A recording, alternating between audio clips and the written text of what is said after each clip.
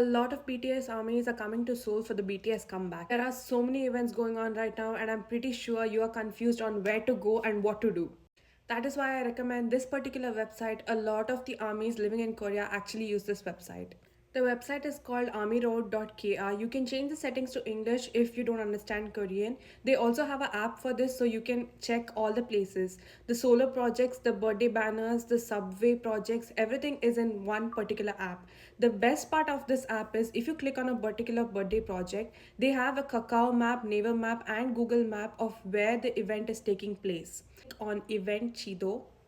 In this entire map, you can see what events are going on and in which location. You can also see the date and time. Yes, Arirang festival that is going on currently has it in a lot of different locations. So this app is really useful for anybody who does not know where to go.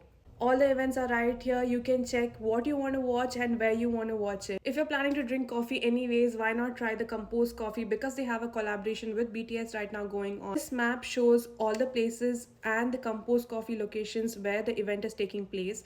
I hope this helps somebody out. If you guys have any more questions, ask below.